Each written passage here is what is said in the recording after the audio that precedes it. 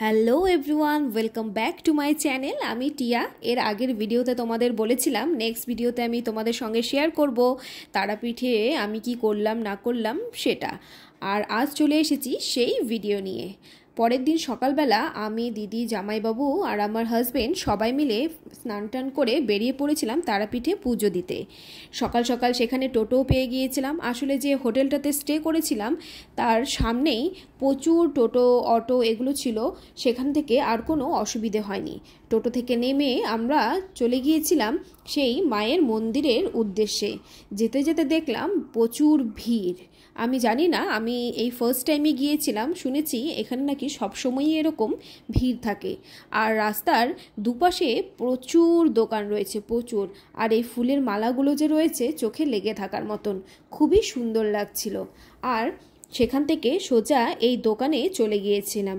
এখান থেকে পুজোর যাবতীয় সরঞ্জাম যেগুলো দরকার ছিল সেগুলো কিনে নিয়ে সোজা চলে যাওয়া হয়েছিল সেই মায়ের মন্দিরে পুজো দেওয়ার উদ্দেশ্যে। আমার হাজবেন্ডের পুজো দেওয়া হয়নি। আসলে বলে না, কপালে না থাকলে সেটা হয় না।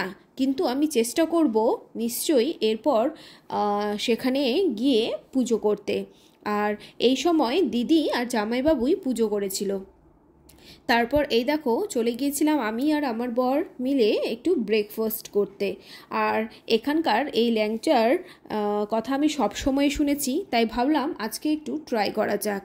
কিন্তু ল্যাংচাগুলো এতটাই মিষ্টি ছিল, আমার পুরো গা গুলিয়ে উঠেছিল।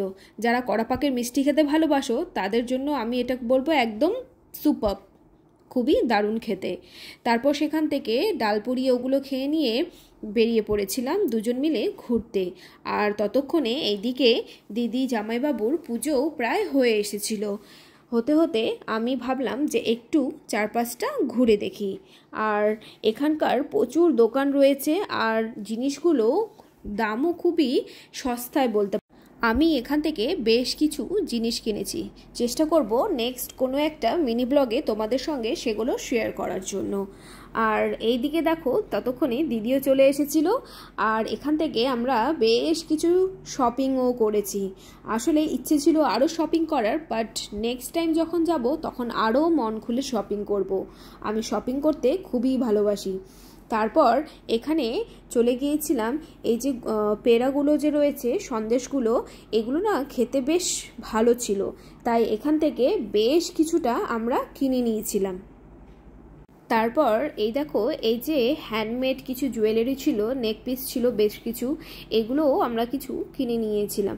আমার মনে হয়েছিল আমাদের এদিকে থেকে ওদিকে মনে হয় দামগুলো খুবই ভালো ছিল, তাই বেশ কিছু জিনিস কিনেও নিয়েছিলাম আমি দিদি দুজন মিলেই।